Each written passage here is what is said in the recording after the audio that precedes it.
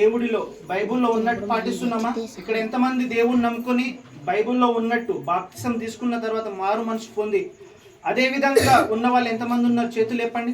అబద్ధాలు ఆడకుండా, మందు తాగకుండా, బూతులు మాట్లాడకుండా ఎంతమంది ఉన్నారు?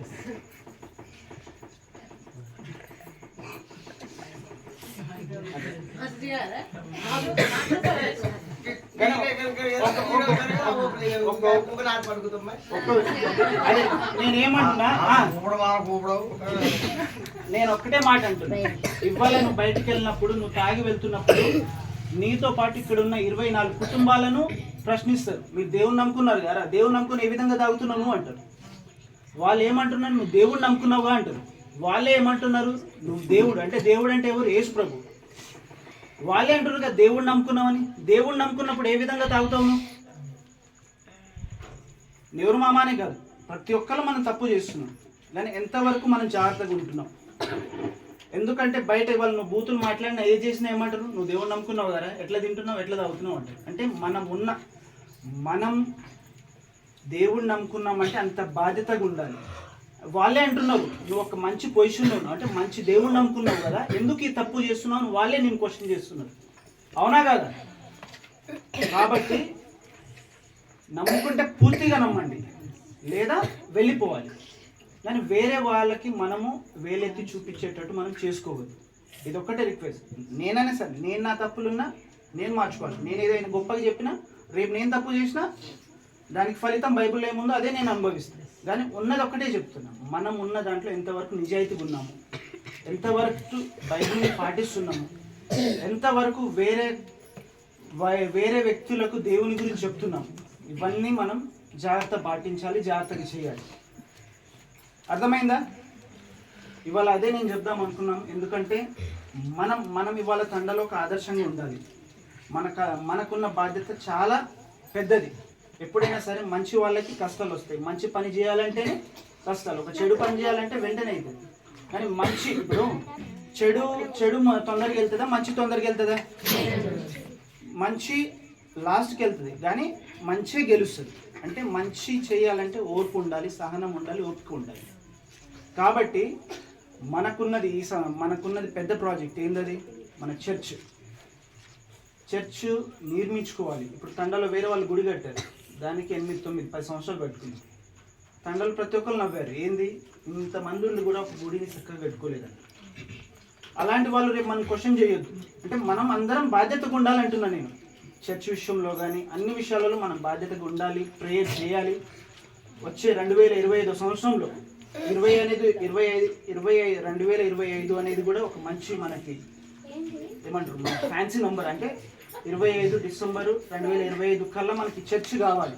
దాని గురించి ప్రార్థన చేయాలి, అందరం ఐక్యంగా ఉండాలి. మొదట అందరూ ఐక్యంగా ఉంటే వేరే వాళ్ళు మనల్ని ఆదర్శంగా తీసుకోవడానికి ఉంటారు.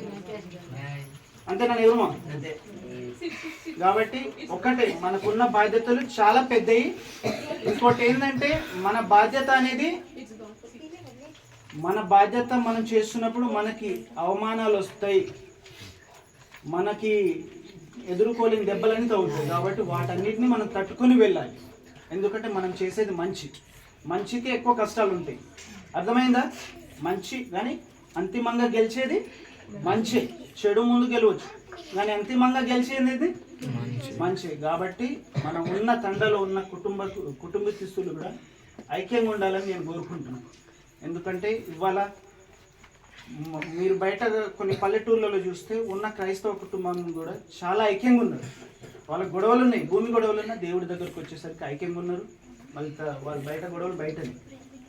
ఇంకోటి ఏంటంటే మనం ఇవాళ ఆదర్శంగా ఉండాలి, అందరికంటే ఒక మెట్టు పైనే ఉండాలి. ఇంకోటి మనకున్న బాధ్యతలు కూడా చాలా పెద్దవి ఉన్నాయి. కాబట్టి వీటన్నిటిని మనం విజయం సాధించాలంటే ప్రార్థన చేయాలి, అందరం ఐక్యంగా ఉండాలి. సరేనా?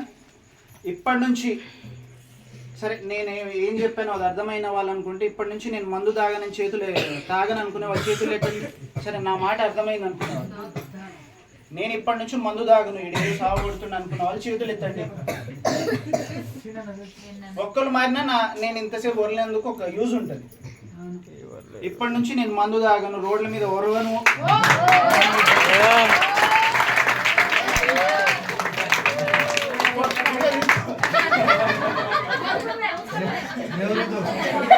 ఈ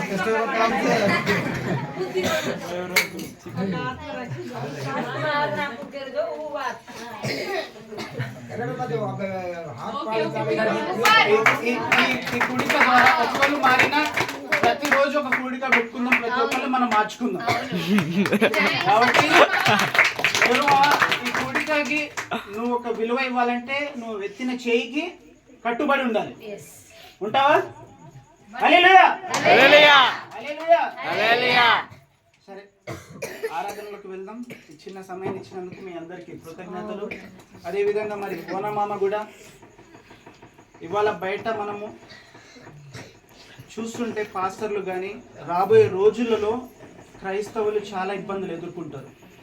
ముఖ్యంగా మీరు సోషల్ మీడియా చూసినా కొన్ని ఫేస్బుక్ వాట్సాప్లలో క్రైస్తవులను బాగా టార్గెట్ చేస్తున్నారు. ఇవాళ రాజకీయంగా వాడుకుంటున్నారు, గొడవలు పెట్టడానికి వాడుతున్నారు. అంటే క్రైస్తవులను డామినేట్ చేయాలనే విధంగా ఈరోజు ఉన్నారు.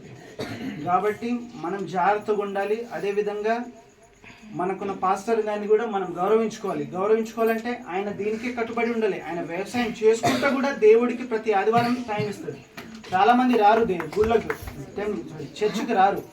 ఆయన కూడా ఎన్ని పనులున్నా ఓనమామ ప్రతి ఆదివారం ఆయన చర్చిలో ఉంటాడు. కాబట్టి ఒకసారి మామ కోసం అందరు గట్టిగా తీసుకెళ్ళాలని కోరుకుంటున్నా.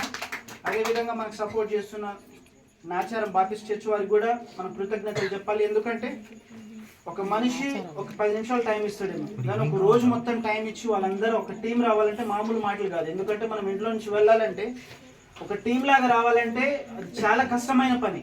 ఒకరు బాధ్యతగా తీసుకొని దాన్ని ముందుకు నడిపిస్తేనే వెళ్తారు. అలాంటి వాళ్ళు మనల్ని ప్రేమించి వస్తున్నారు కాబట్టి వాళ్ళకు కూడా నేను కృతజ్ఞతలు చెప్తున్నా. మరి మన రాంకోటి తండలో మన చర్చ్ వాళ్ళం, మనం క్రైస్తవులం అందరికి ఆదర్శంగా ఉండాలి. అదే నా కోరిక. అదేవిధంగా మనం ముందుకు నడుద్దామని నేను కోరుకుంటున్నాను. ఈ సమయం